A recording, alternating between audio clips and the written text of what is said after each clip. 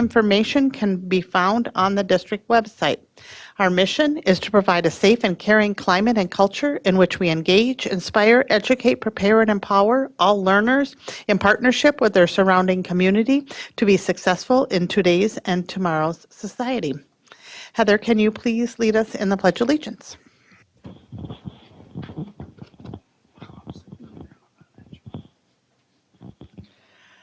I pledge allegiance to the flag of the United States of America and to the republic for which it stands, one nation, under God, indivisible, with liberty and justice for all.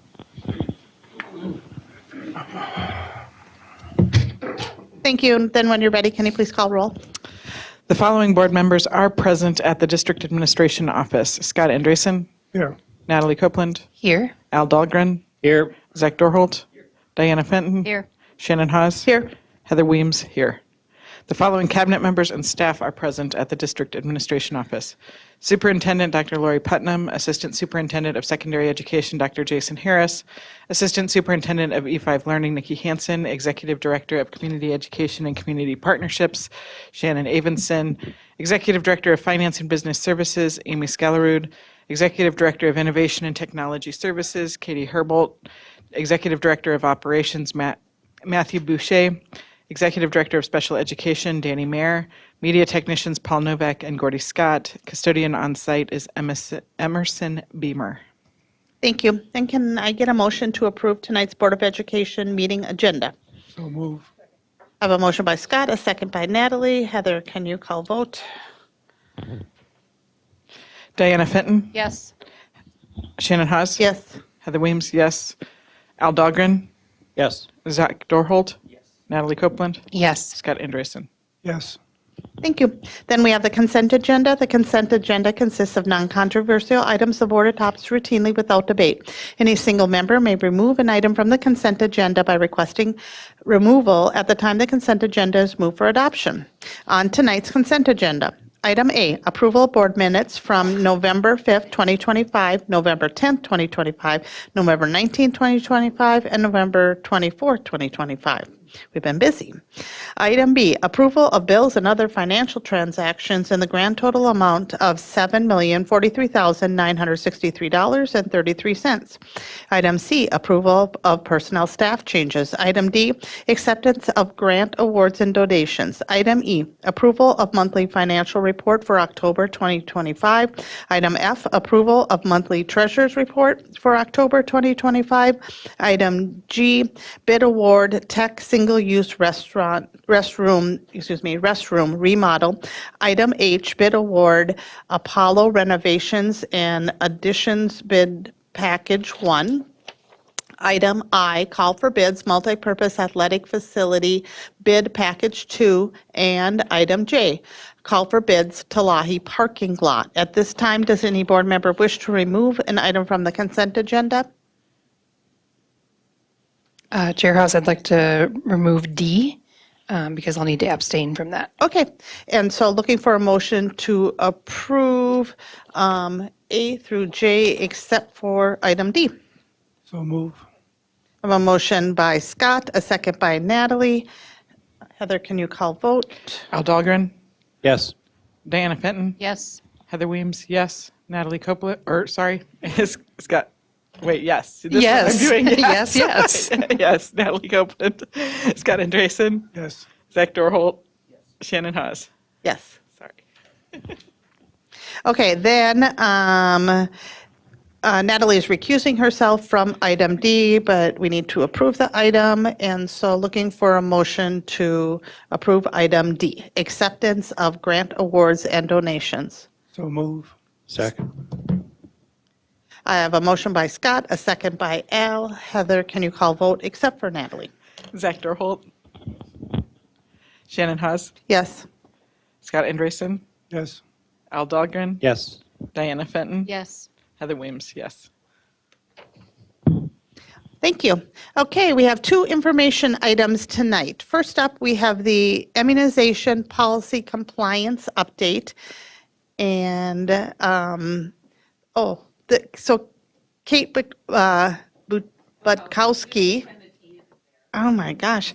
Director of Student Services is presenting tonight. Thank you for all this work. Thank you. Yeah, you're welcome. It's really our nurses and our equity staff and our boots on the ground who have been definitely working hard to make phone calls and work with families. We've had great partners in Centricare and Aslan Health working to bring clinics on site. So it has definitely been I won't call it a labor of love, but it's definitely been a great partnership with a lot of people trying to pull us back from where we started, which was at about 2,600 kids back in August, if you remember when we first talked. And so we're getting there. It's kind of like a giant iceberg. And so it's one little chunk at a time. But, once it starts to melt, as you know, it starts slow and it starts moving a little bit faster. So this is our current status, literally as of, I had the most recent number sent to me at 4:00. So, and we are down 100 from yesterday. Yeah. So we sent out our final letters yesterday. So these are our current numbers. So 948. This is the first time we have seen under 1,000 since we started. So that was super exciting to see. The numbers in the parentheses are the numbers of students who would be affected by exclusion on January 5th. Students who are in transitional housing or homeless or in foster care would not be affected by exclusion. We have kids who have upcoming appointments that we have verified, and we're allowing those students to stay, as well as students on catch-up schedules. So that's 179 students in that pile. And as you can see, obviously our bigger buildings tend to be our ones with more students out. But they're coming, slow but sure. These are the things that we've done. Sorry for the small print, but it all had to all get on there, right? So August and September was really about that communication plan, updating outreach, making sure that we have alignment across our systems and access to staff or access for families. We started with a full district Skylert email to all of our families so they were aware of the shift. September through November, we started with our non-compliance letters in August. We sent a second one in around MEA. We had call centers in every building to call all families at the beginning of November. We had ongoing follow-up calls out of our nurse's office. We set up a notary with Laura Moreno at the district office from 8 to 4 every day, Monday through Friday. We also have notary access on site at Apollo and Discovery and Talahi, simply because we have access in those places. We now, as of this week, have a notary at, it was Tech, Oak Hill, and Discovery, and now, as of this week, we also have one at Apollo. And then weekly emails, Skylerts, and texts were sent to families starting at Thanksgiving, along with pop-ups on the district website. And we had tables set up at all of our fall conferences, staffed with nursing. Beginning of January, we had on-site clinics offered at our secondary schools, Talahi, Oak Hill, and Discovery. We had some opportunities with some generous donors in our community that helped make those happen, as well as our community schools money and some title dollars that were able to assist with that. So we were grateful for that. We continued with the weekly emails and texts. On our last PD day, 12/5, we did another second round of full calls with nursing and equity staff. We sent our third non-compliant letter last week. We sent the final exclusion letter, went out yesterday. And we had tables at Tuxie last Saturday.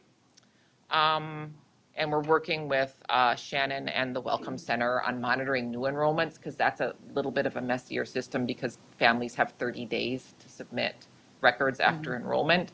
And so we're having to kind of set up some monitoring and oversight for that. So we've got our January 5th exclusion date coming up. We've got nursing and equity staff working on December 30th and January 2nd. We're going to office here out of the district office to update anything that we receive over break. And we're also going to offer, if for families, we'll put out some communication the nights before to say, hey, we're here from 9 to 1. And then nurses will work after that doing data entry to say, if you need help setting up an appointment, if you need a notary, if you need signed paperwork, Centricare is still going to work with us for doing some on-site clinics after break. We're here to help. Just come on in. And super grateful for those staff who are willing to come in over their break to do that. And then on January 5th, Jason and Nikki and I have been working with Leeds to have a plan for families coming in. If the kids happen to come off the bus, to say, hey, you got to come in. But if you come in and we haven't, you can help you set up an appointment. We can get you a waiver if that's what you're asking for. Or we can sign you up for a Centric Care here. We have the paperwork right here. And if you do that, your kid can go right back to class. So that is kind of the state of the union when it comes to immunizations. Any questions? Anybody have any questions or? Scott? It's nice to see this really going. Your people have worked very hard on it. Harder than I can remember in any past years. What happened in the past? In regards to the efforts to get us compliant, I just don't know. Historically, we've not talked about the exclusion was not part of district practice. I'm not sure how that started, but kind of once the board kind of made a decision to say we're going to ensure that we're following our policy. I guess I'm a firm believer that what you allow, and we had kind of a responsibility really to make sure that we did everything possible, knowing that this was a huge shift for families who have been aware that it's a policy. Like we sent out letters forever, but we haven't implemented it. We haven't required it. And so now that we're requiring it, we really wanted to make sure we did everything in our power to ensure families had access and support in becoming compliant so that we could have as few kids excluded by January 5th as possible. So basically, it's been state law for a long time. We It just has. haven't enforced it. Correct. Yep. And the good news is I don't anticipate we'll ever end up back here again because we're going to work really hard to make sure that we have things in place to prevent that. Scott, since you've been on the board for a long time, you know that we haven't been enforcing this. And that's not uncommon in many districts. So I know that there are people who are paying attention, and I just want to be very clear that we are not alone in that. And I just want to say thank you to our team who has done a really good job to make it happen this year. Yep. Welcome. Thank you guys. Yeah, it's an impressive list of actions taken, so thank you. Any- It's been- Yeah, a work of many, so thanks you very much. No problem. Appreciate it. Thanks, you Thanks.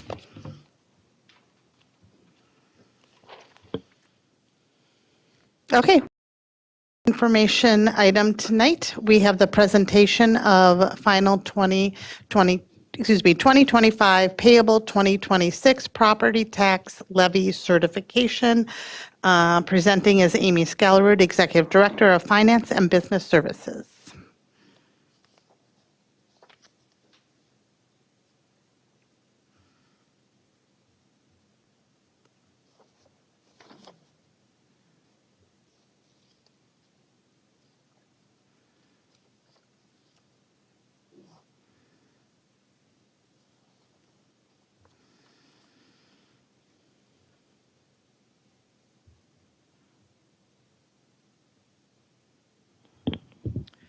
Okay, good evening, Chair Haas, Superintendent Putnam, school board members. I don't know why it's not presenting. There we go. All right. Ah, Okay, so we are here tonight to do the final property tax levy certification.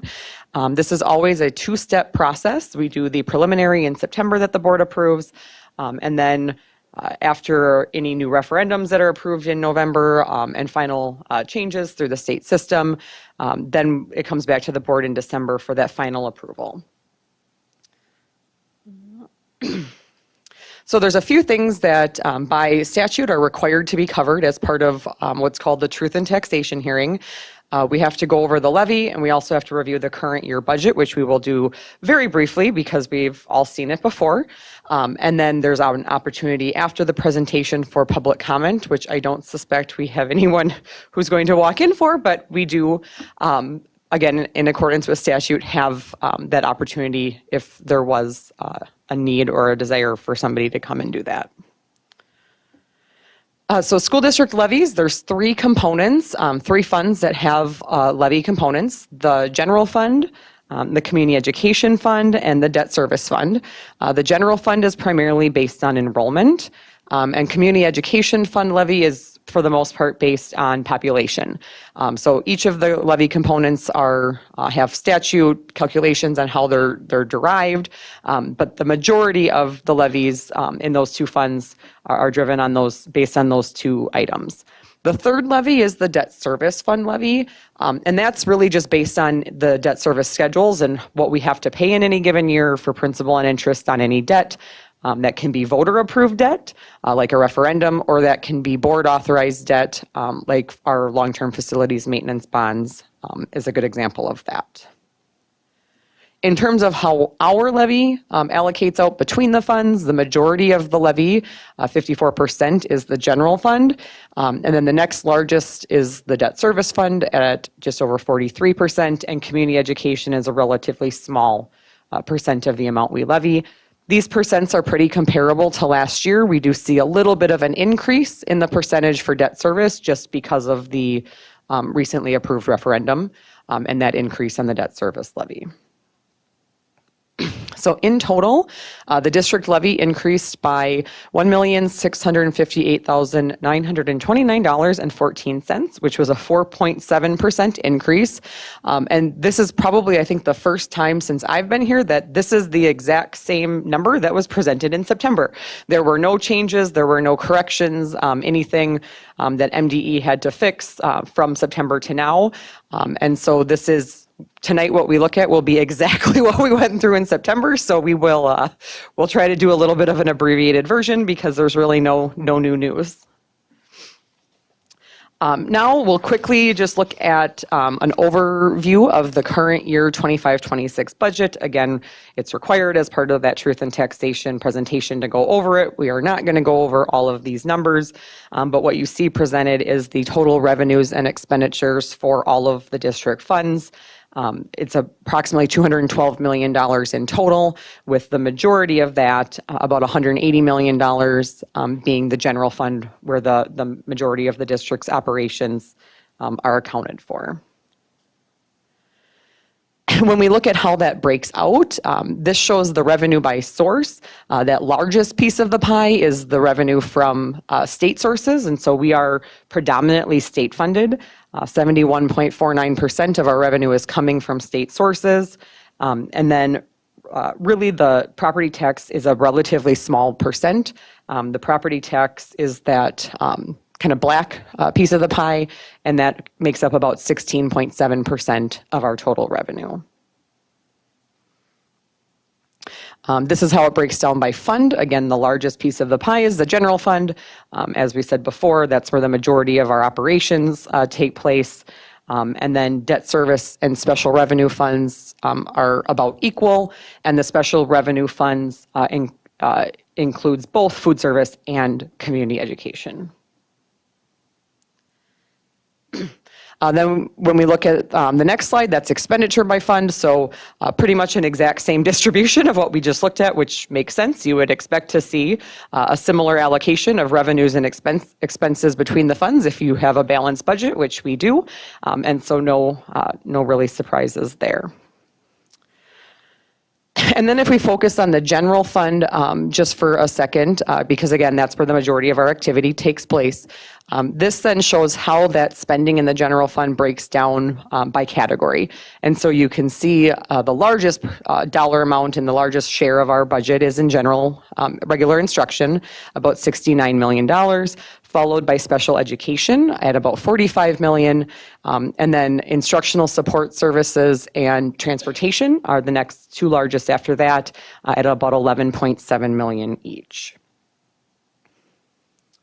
And then visually, that is just how that breaks down. If we look at that kind of bottom 2/3 of the chart, those are what we would call the instructional categories. So regular instruction, special education instruction, and vocational or CTE instruction. And so that is really making up the vast majority of our district spending at about 65% of everything we spend is in those direct instructional areas.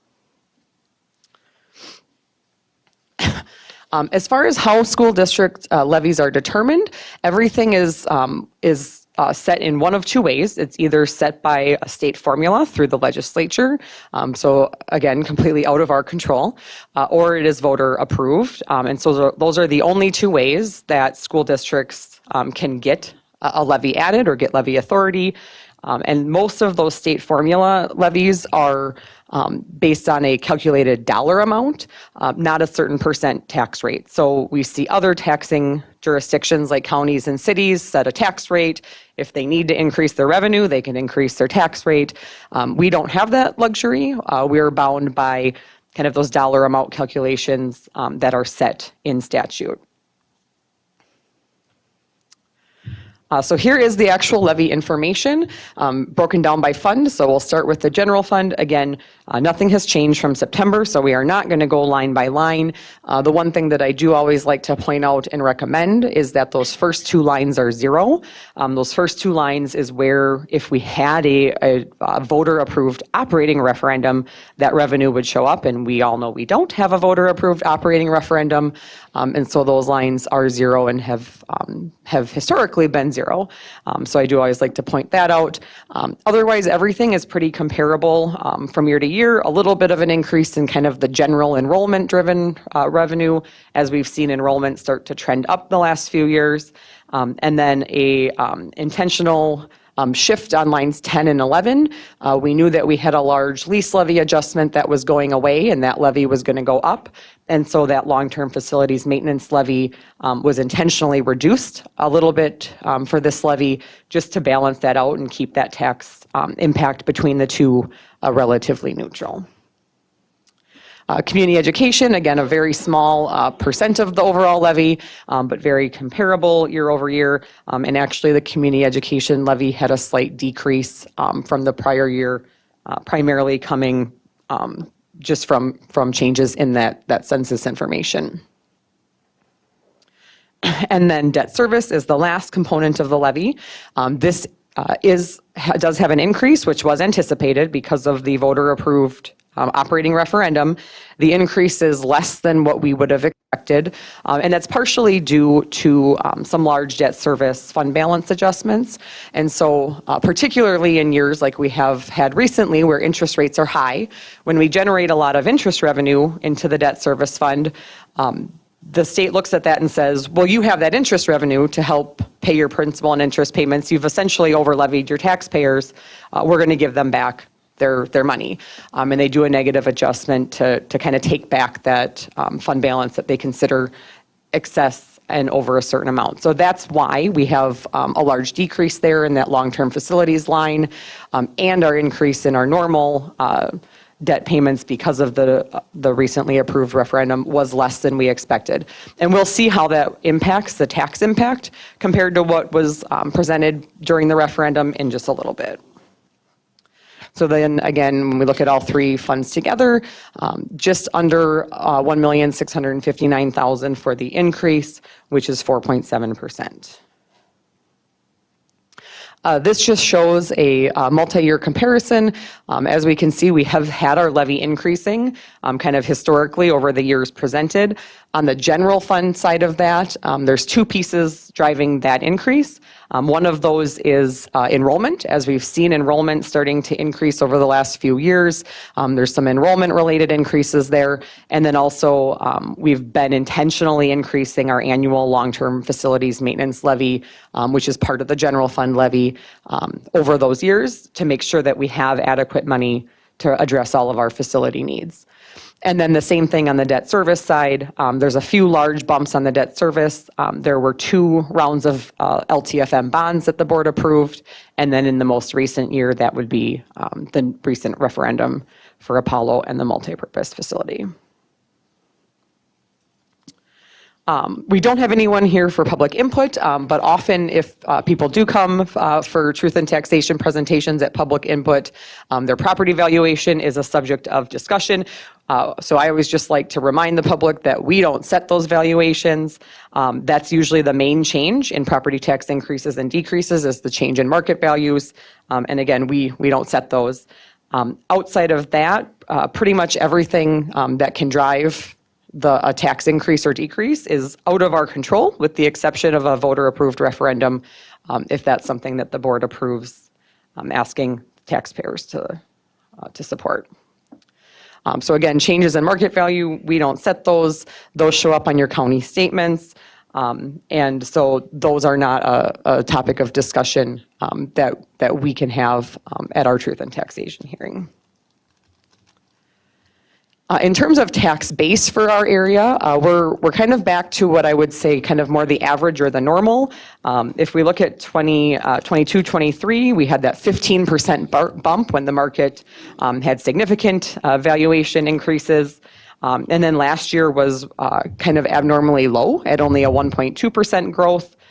The tax capacity change, just over 5% for this tax payable year, is really kind of an average over the years and much more in line with what we would expect to see. So then when we look at the election and the referendum, so when we used a $250,000 house, and the estimated tax impact was $39.96. Based on everything that's happened with our levy and the growth in our tax capacity, if your valuation had remained unchanged, you actually would have seen a $7.93 decrease. And so if you have a property tax statement at home and your valuation didn't change, your school portion of your taxes actually has gone down. That's not always realistic that your valuation hasn't changed. So if we apply the market increase of 5.2%, then you'd see about a $34 increase. But we also have to remember that 5% increase in our tax capacity isn't necessarily every individual homeowner's property going up 5%. That's also new growth, new taxpayers, new businesses.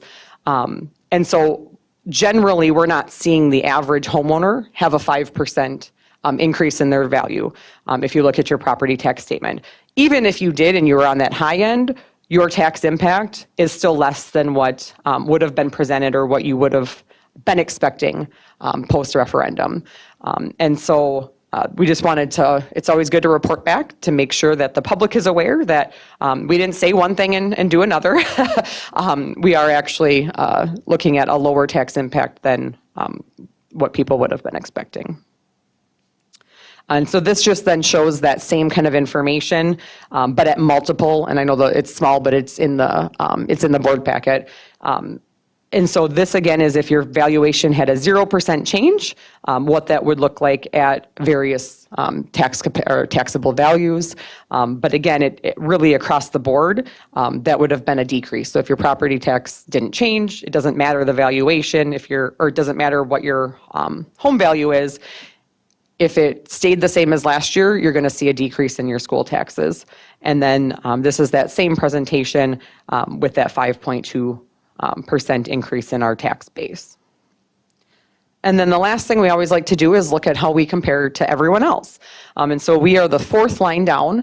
And so as you can see, we are and have been and continue to be quite a bit lower than all of our neighboring districts. And then we also added the statewide average, which we haven't shown in the past, but I think is also helpful to see.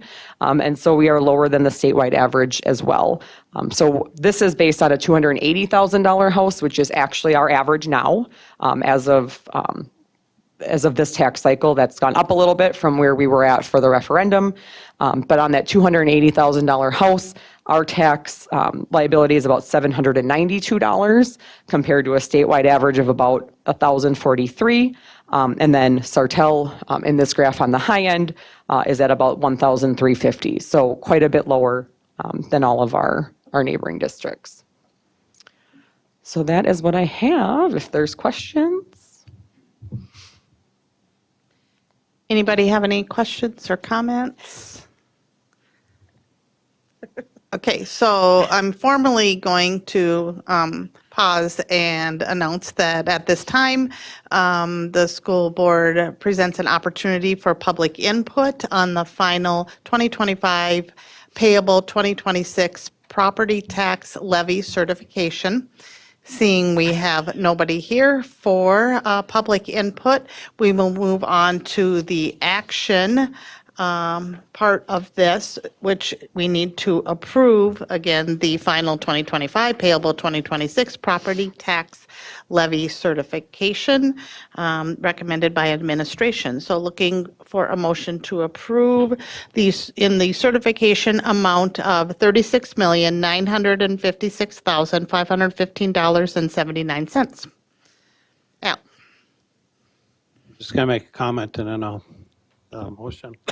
But just based on the number of people that are here to comment on this tonight, I think it's to the district's credit. We said that we weren't going to raise property taxes by a lot this year, and we didn't raise property taxes by a lot this year. And that's in a year when property taxes are going through the roof across the entire state. So the counties and the cities haven't done the same type of work that we did. And I think that we should be very proud that we were able to hold the line on taxes and come back with increase actually lower than what we had promised. So that's a great job. And with that, I'll move that we approve the 2026, final 2025 payable 2026 property tax levy certification. Second. I have a motion by Al, a second by Scott. Any further discussion? Thanks for the comment, Al. Heather, can you call vote? Zach Dorholt.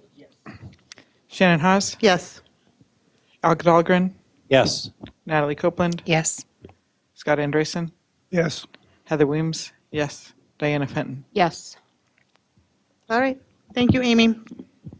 Next up, we are all ready for this, the approval of the naming of the ISD 742 Multi-Purpose Athletic Facility. Welcome back, Justin Scalarud. Thank you for coming back, Apollo High School principal. We got this.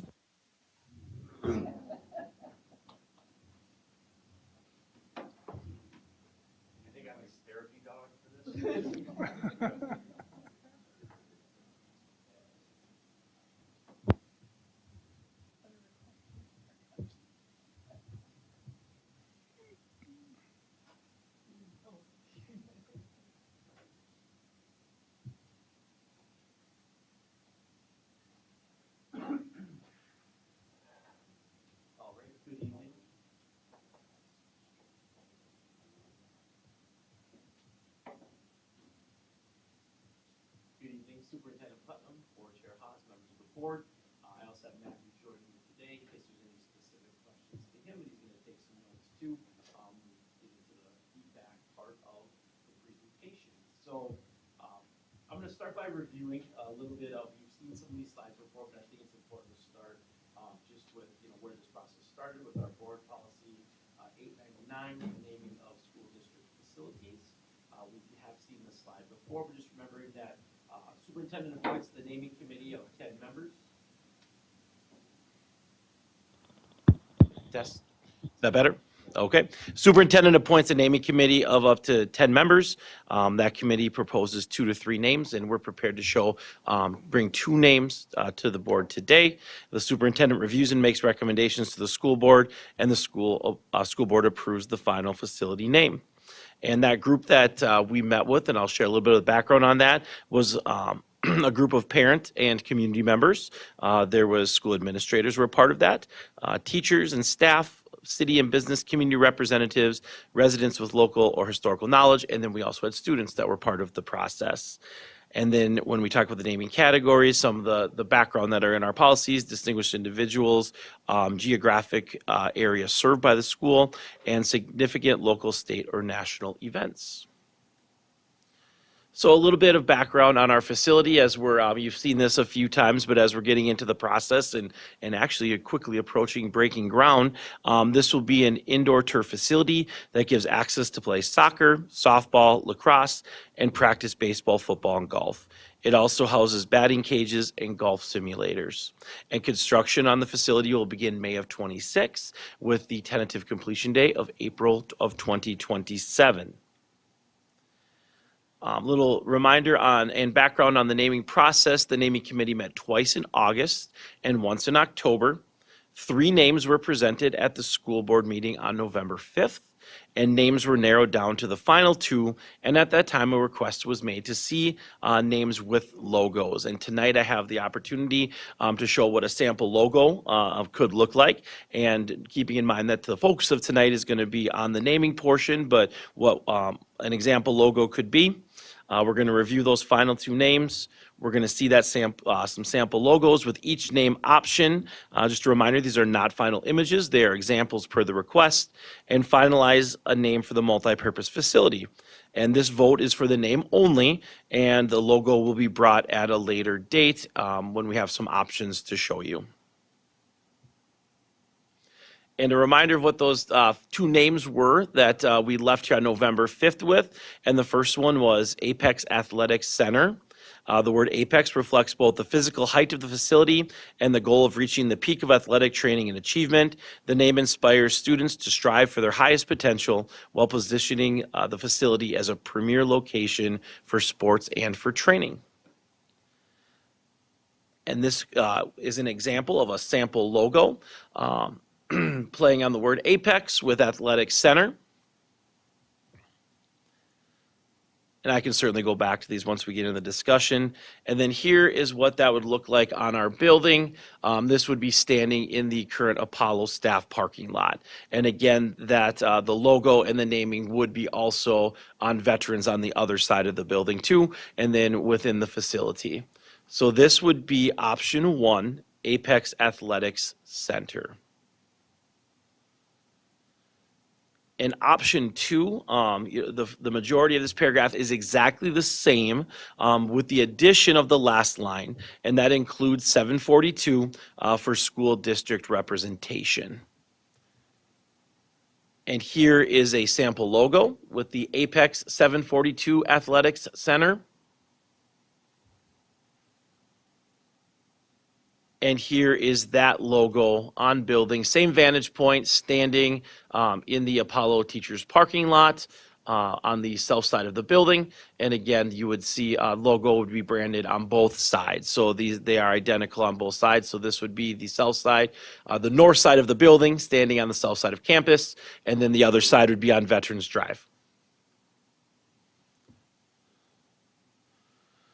So that is what I have. If anyone has any questions on those or would like to see any of the other pictures, and then I will turn it over to the board for discussion on the name of the facility.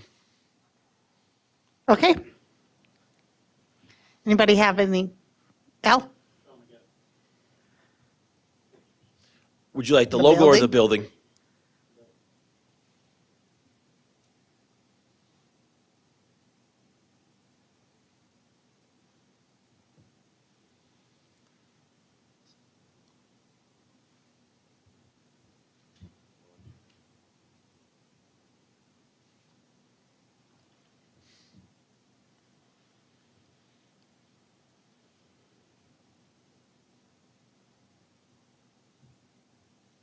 Okay, anybody have any thoughts? I do. Okay, oh, go ahead. So, I mean, I'll start. I guess I know which one I'm going to vote for. I'm going to vote for the one without 742 in it, because I think that when you put that 742 into the name like that, you've lost it. And there's a real opportunity for some 742 branding on the building also, separately from the logo.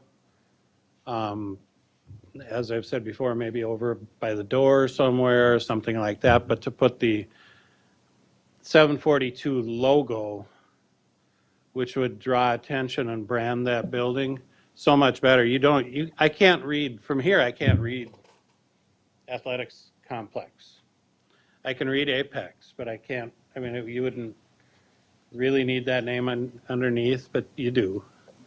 But the only thing I see is Apex.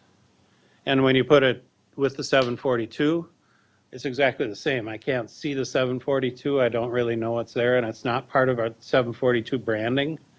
The way that it's in there, it's just there, and for no apparent reason. So I would vote the very first one. Heather, did you have a comment, or are you just ready for voting? Because I appreciate that too. I would just say I align with Al that I actually want to say I like the depiction that apex is the primary mark and what you see, and then the words below it give context, but not nearly as important. So I like the representation, even though this may not be what it looks like in the end. But again, I think it's simple. 742, if you're not from the district, doesn't have meaning to you and could be seen as an address of some sort. So I would, and I agree, the 742 logo can be elsewhere on windows, other places, that sort of thing. So I would also vote for that, but I like the depiction, just that the focus is on Apex. Any other comments or Scott, go ahead.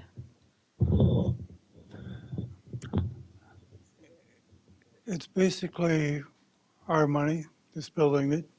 I think we should have 742, not displayed prominently, but like it is up there. You like that one? Yeah, I'd like that one. Any of you guys want to make a motion to approve that one?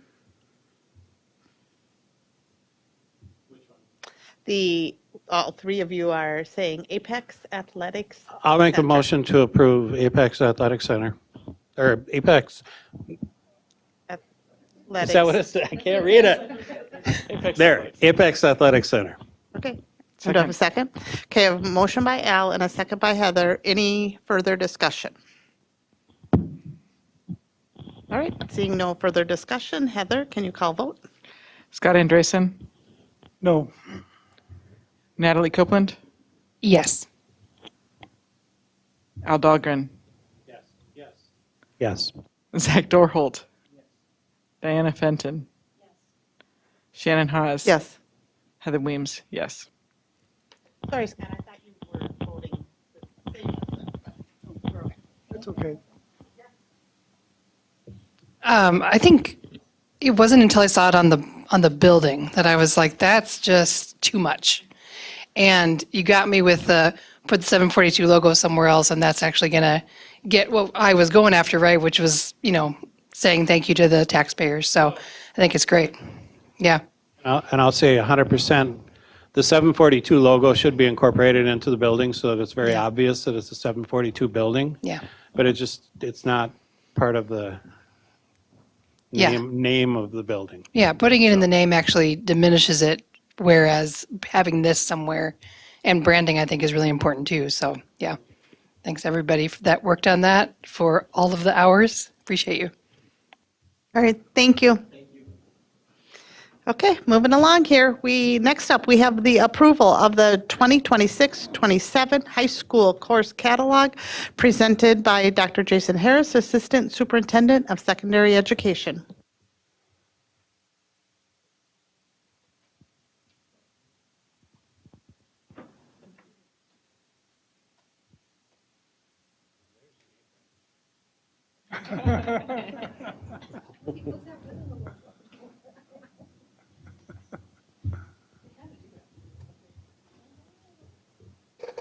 Good evening, Chair Haas, Superintendent Putnam, board members.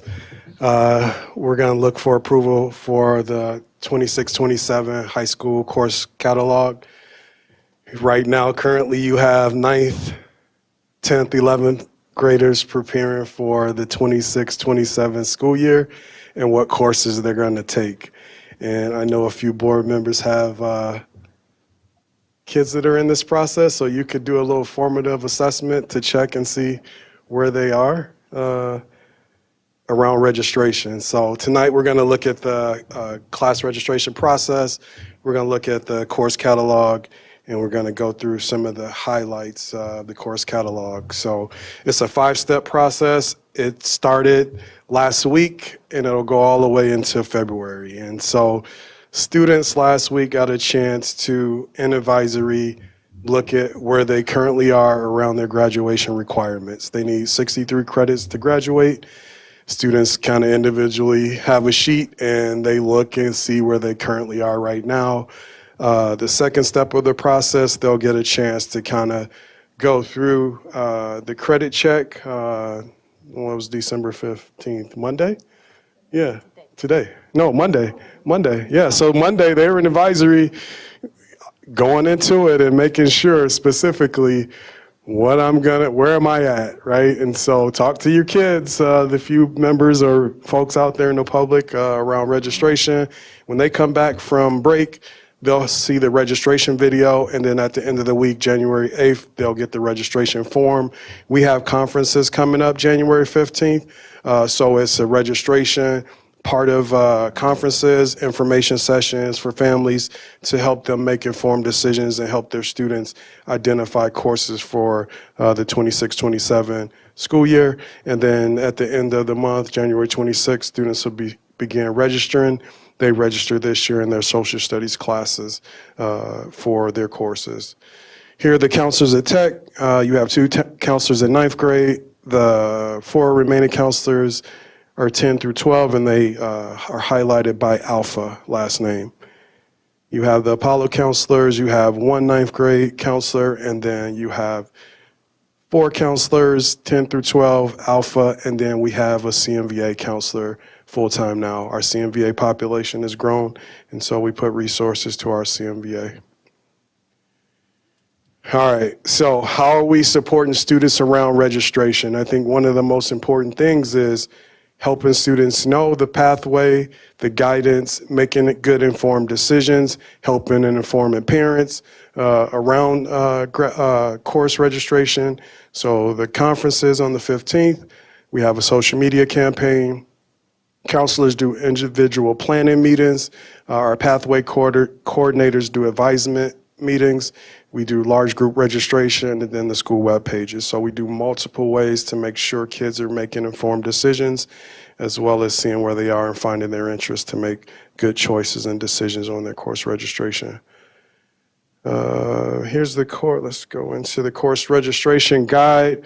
One of the things, the guide hasn't changed, but our current learning and teaching team is looking at revamping specifically the course catalog for the upcoming years, in the sense we're planning for the new renovation at Apollo. We're looking at a learning design. Right now we have a career college design team looking at pathways, learning, post-secondary options, and so they're looking to revamp that. But current students could go in. I'll just pull it up. Let's go over here. If I wanted to kind of see specifically, let's go into health sciences, right? In the sense of, if I'm a student, I like the health pathway, right? If I'm working with my counselor and I find like I have taken courses specifically around that, here's how it's mapped out for them. One of the highlights around that is you have the emergency medical response course, you have the CNA certified program.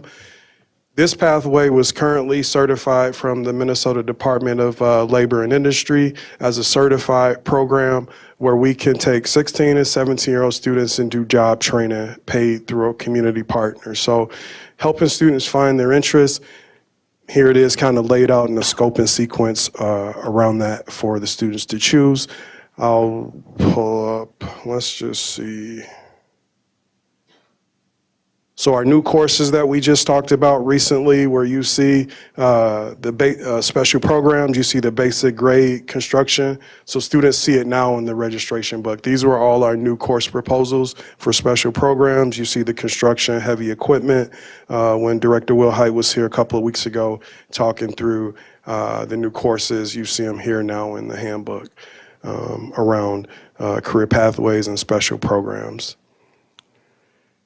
So students get a chance to go through this. It's interactive and with their families, with their parents, and then the counselors. And so I just wanted to kind of touch base on a few highlights within the handbook.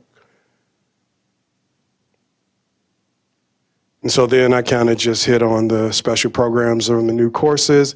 When you look at it, these are preparing your kids for the future, right? Hands-on learning. We even got into College of Schools of Business. All the things that when students find their interest, how do we give them exposure within the experience of high school? And I think our folks, shout out to our counselors, our building leaders, Principal Scalaru, Principal Kinsey, and their teams for really putting a good, solid program together and how our students register. Any questions? Go ahead, Scott. I was wondering what kind of impact the renovation at Apollo is going to have on the course offerings.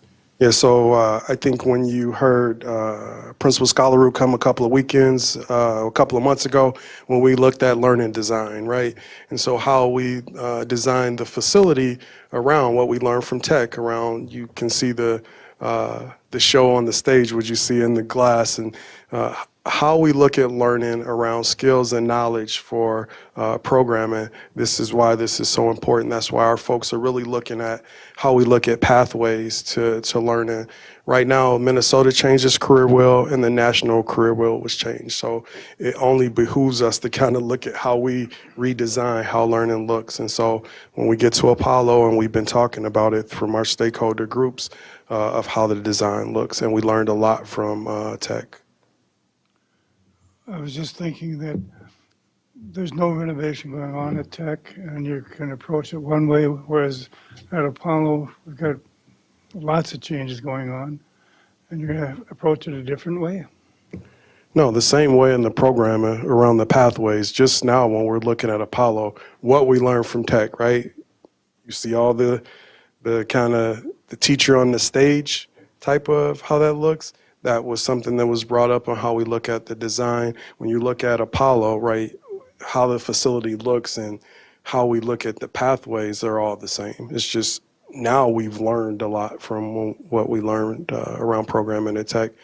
And so how we program for Apollo is how we enhance, because we're thinking about the future even further. We learned just recently 85% of the jobs for elementary kids aren't even created, right? And so we're real mindful on how we're designing learning for our students within now as we renovate Apollo. Okay. I don't know if this really has to do with this, but I just wanted to say that it would really, we're in a market that's both metro and rural, and we're a metro market surrounded by a lot of farming. And when we saw that map last week with all the dots on it, and where all of the attendees of their schools are in the city, and it seems like we must lose a lot of students in the rural, it makes me wonder if some form of agricultural pathway wouldn't do something to help retain rural students, or whereas right now they're looking and saying, hey, I'm going to enroll in Holdingford. That's more I gel better with those students. But if we had a really strong program in agricultural sciences and they were able to come here and get educational credit for that, would that help to retain some of the rural farming students and bring them into our schools? And I say that as a graduate of the University of Minnesota in agricultural business. I'm going to turn this over shortly to Jason Harris. But Al, our launch, we dipped our toes in on Monday when I got to be a judge at the Future Farmers of America competition. Their winter summit was here, and so that was kind of our first foray, and I got to meet some key players, right, in agriculture education. And Jason, Dr. Harris and I just got an invitation from the Commissioner of Agriculture and Senator Putnam, who chairs the Ag Committee, and we are setting up a meeting in January to start developing that pathway. They want to give us a grant and help us with that. But Dr. Harris, I turn it to you.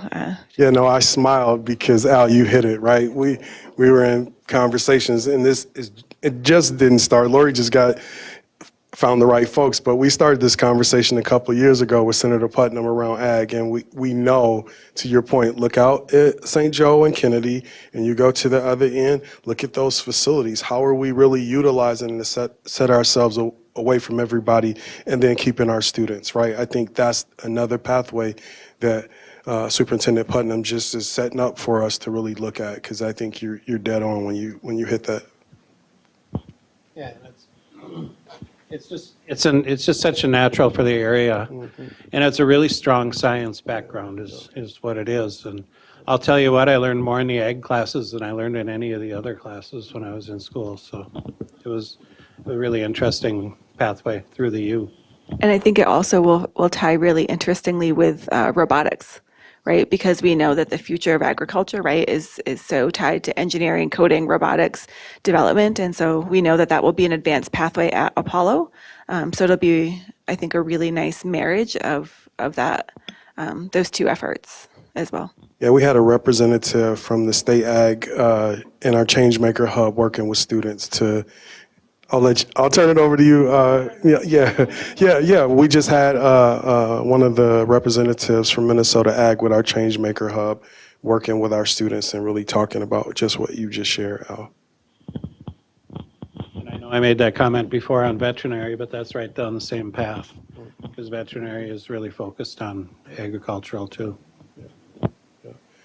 I think in our design of looking at multiple pathways with the change in the Minnesota career wheel and the state and the national wheel are hitting on some of the things that you just talked about. And that's why we were looking at how we redesigned our course catalog book. So the course catalog for this year doesn't include all the ag, but hopefully next year? Yeah, when we start to really design, as we promised our stakeholders what programming we were going to offer in the pathways at Apollo, kind of what Superintendent Putnam looked like. This book will currently stay the same, but what we're doing now is planning for that 27, 28 book and how that looks. So you'll get a chance to see it. When I come back next time, it'll be a different book, course catalog. Thank you.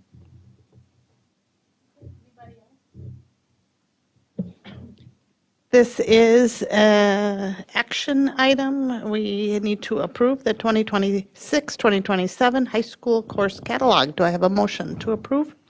I would move the approval of the 26-27 high school course catalog. Second. I have a motion by Al, a second by Scott. Heather, can you call vote? Heather Weems, yes. Zach Durholt? Yes. Diana Fenton? Yes. Natalie Copeland? Yes. Al Dahlgren? Yes. Shannon Haas? Yes. Scott Andreessen? Yes. All right.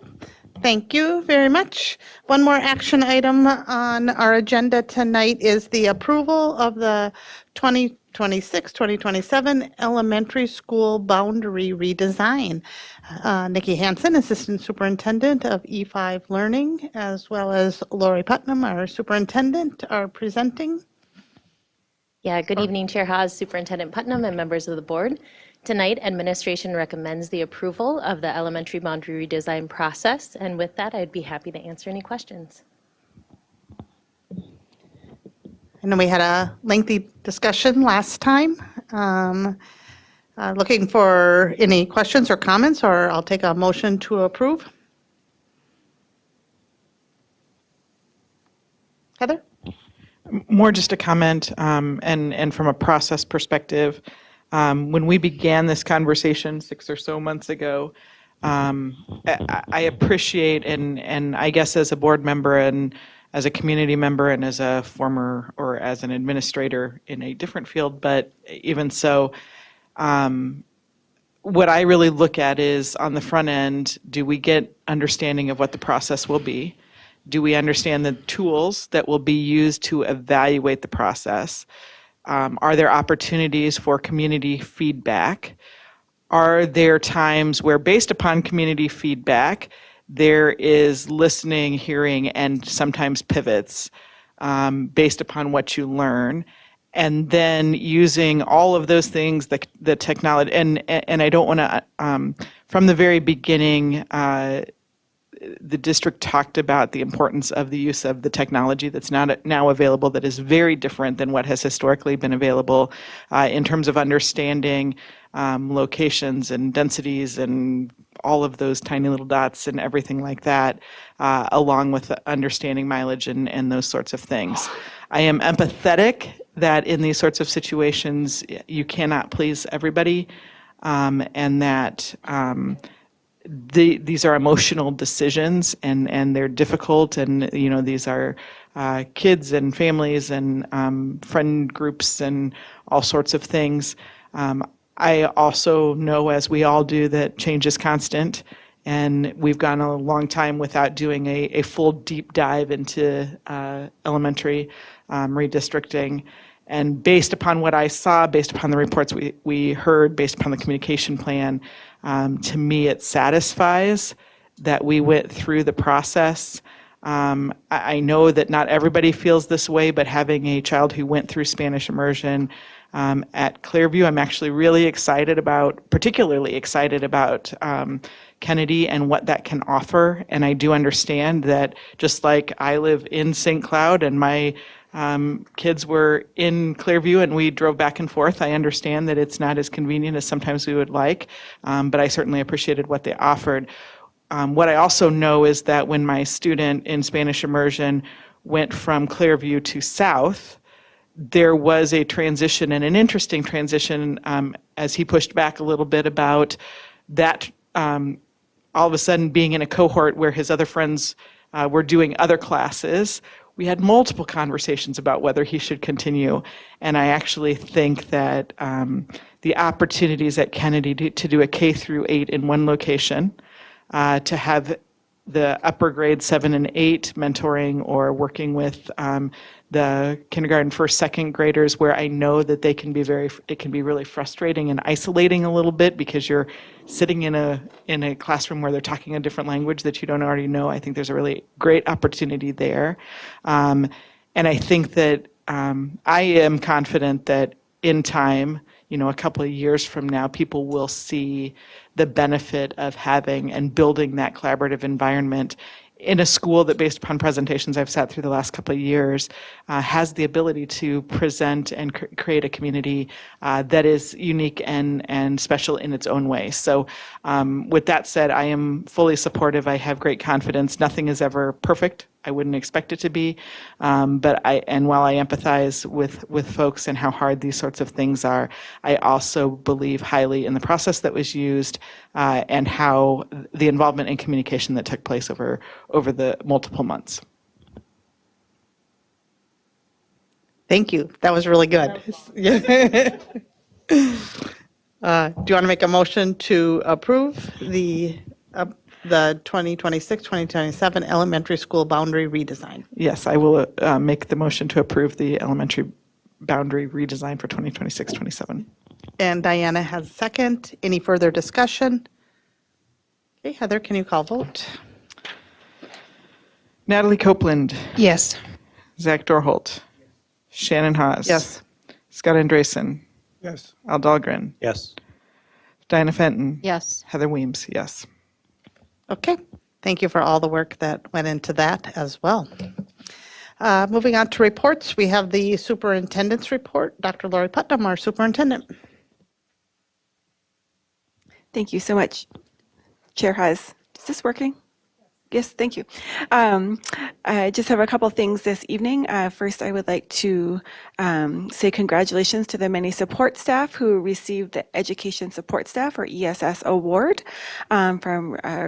it's sponsored by Resource Training and Solutions. Each of our buildings was able to, our sites and our schools were able to nominate a deserving support staff member whose hard work and commitment to the district makes a lasting impact for our students, our families, and their colleagues. And I also want to say a thank you. We heard Kate Bukowski reference generous donors, and so I do want to say a public thank you to the Weedham Foundation, the J.A. Weedham Foundation, along with Tom and Janet Gronis, who were willing to give funds to make sure that any families who did choose the avenue of immunization were able to receive those without even regardless of insurance status. And so very grateful once again for this community that that steps up and supports our students and our families. And finally, I want to say a thank you to Al Dahlgren, who once again is serving his final meeting, and his service to this community, to this board, and his wisdom and guidance for me has been deeply appreciated. And Al, you will be missed by me and by many others.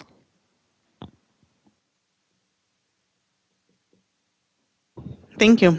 Yes, we will all miss you deeply. Do you want to make some comments, but it has to be shorter than last time?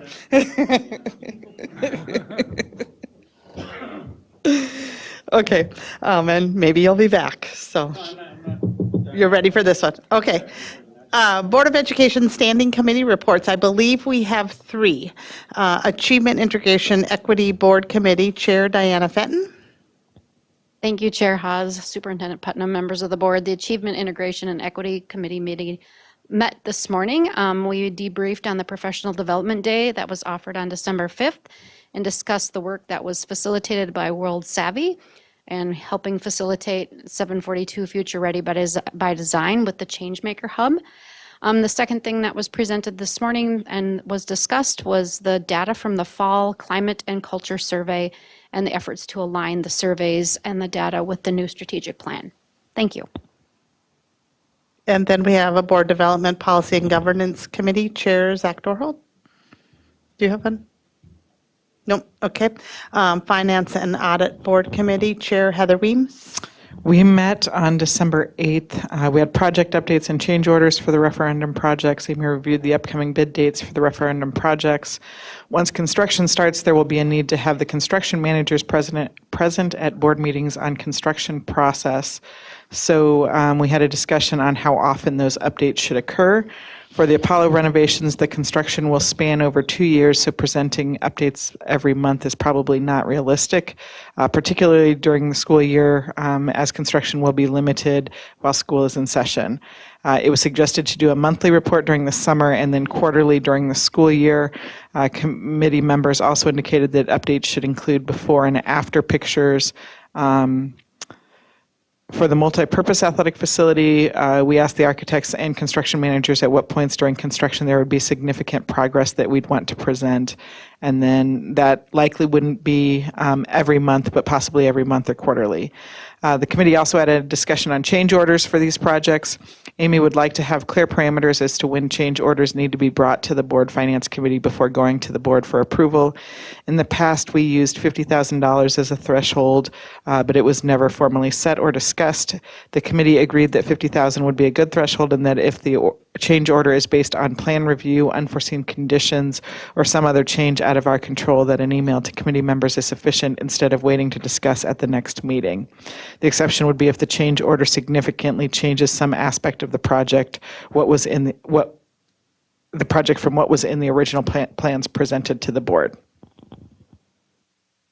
Thank you. Did I miss anybody? Help. I wanted to just, since this will be my only opportunity, I just want to talk about the delegate assembly for a couple of minutes here. I'm not going to go deeply into it. It was a long session. This is the Assembly Delegate Guidebook. These are all resolutions that we went through. I think there was 36 resolutions. The 3 that we brought, all 3 passed. The extended time funding one passed unanimously. I don't think I heard any no's. Maybe there was 1 no vote on that. The bringing to the state into the process of vetting AI software, and that resolution passed again, unanimously. I didn't really see any opposition to that. The third one took a lot of work. There was a lot of opposition to that one, and it was because of some of the wording in there and talking about changing the curriculum standards. And people wanted to know what standards are going to be changed. And it's like, hey, we're asking for them to bring together a committee so that they can look at this stuff and make recommendations for that. But they wanted to know specifically what was going to change, and they didn't want to vote for it unless there was. But it did pass, and it passed by like 5. It was a hand count because it was too close to yay or nay, and it passed by like 5 votes. It just squeaked past, but it's part of it passed, so that doesn't matter if it was unanimous or not. But there was one that I did want to talk about, and I just want to bring to you guys' attention because it was brought forwards by the Minnesota School Boards Association and presented to the Delegate Assembly. And that means, in my head, that tells me that this is one of their priorities going forward, that they are really going to push hard for, and it's a constitutional amendment in order for this to be put into place, and it has to do with the Minnesota's Permanent School Fund. Way back when, there was 2.5 million acres total. I think that she went into detail. They gave us an hour and a half presentation on this particular amendment. But way back when, I think they took 1 acre per section of land in Minnesota and set it aside for schools. And that land is to be used for nothing, set it aside into a trust, and the trust was for schools, and that land is to be used for nothing but schools and funding schools. And so right now there's 2.5 million acres of land and another 1 million acres of mineral rights set aside within the state of Minnesota. And those lands are used for logging, mining, lots of different purposes. And money is funneled. The money goes from companies leasing rights on those properties for their mining or for their harvesting lumber products. And that money goes into the Minnesota School Trust Fund. And right now, there is $2.028 billion in the Minnesota School Trust Fund. The Constitution says that at no such time can anyone touch the endowment. Nobody can touch that money. You can only use the interest and the dividends from that money for the schools. And so right now, that amounts to $58 million annually goes from the Minnesota Permanent School Fund into the schools. And up until just a few years ago, they used to consider that in the fund, when they would fund schools, they'd say, well, 58 million is coming from the school trust fund, so we'll just reduce what the state puts in by the 58 million and you'll still get all your money. But there was some legislation passed a few years ago where they said, no, you can't do that. The 58 million is in addition to. So we get, in our district, and Amy, you might be able to help me a little bit, but it's $68 per student. So for our district, it's about $675,000 Yep, just under. Yep. from the Minnesota Permanent School Fund. The Minnesota School Boards Association would like to amend the Constitution, which says that you cannot touch the principal balance of that fund, which is growing every year because people are leasing mineral rights, they're leasing forestry. They want to be able to, they want to change the definition of how the fund can be used and go more into the way you treat retirement funds, where you have like the rule of 4%, which says that when you go into retirement, you can withdraw 4% of your fund's balance. So if you have $1 million in your 401k, when you retire, if you take $40,000 a year, that should last for 30 years. And in years where the growth is greater than 4%, it's actually going to grow. In years where the growth is negative or under 4%, that fund is going to deplete. But overall, if you go 4%, it should last at least 30 years. The School Boards Association would like to see the state law changed, or the Constitution changed to allow them to take up to 4.5% out of the principal balance of that fund annually, which would be about a 40% increase in payments to schools. So our 68, or let's see, our $675,000 would likely go up to about $1 million a year immediately. However, over time, that fund is either going to, the growth of that fund is going to slow by an equal and opposite amount. And so over time, that fund isn't going to grow as much. So you're going to have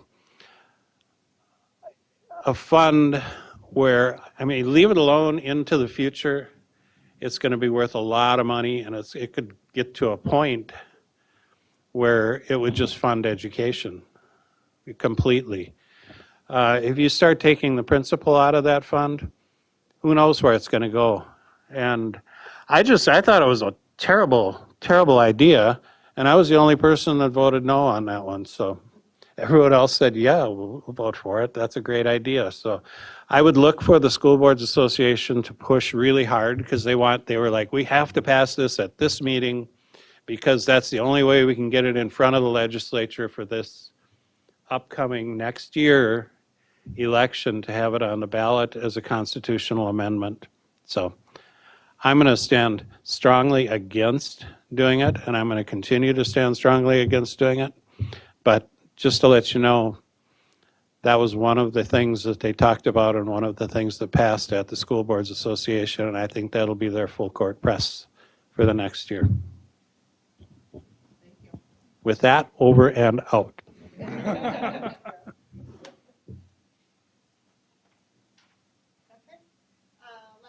Tonight, we have future agenda items. The January 7th, 2026 board meeting work session topics will include cybersecurity update, Central Minnesota Virtual Academy update, Gen AI update, approval of any tentative agreements, and policy readings. At this time, does any board member wish to suggest a future agenda item? Okay. Looking for a motion to adjourn tonight's Board of Education meeting. So move. I have a motion by Scott, a second by Natalie. All in favor, say aye. Aye. Opposed? Meeting is adjourned. It is 7:47 PM. Have a good night and drive safely home.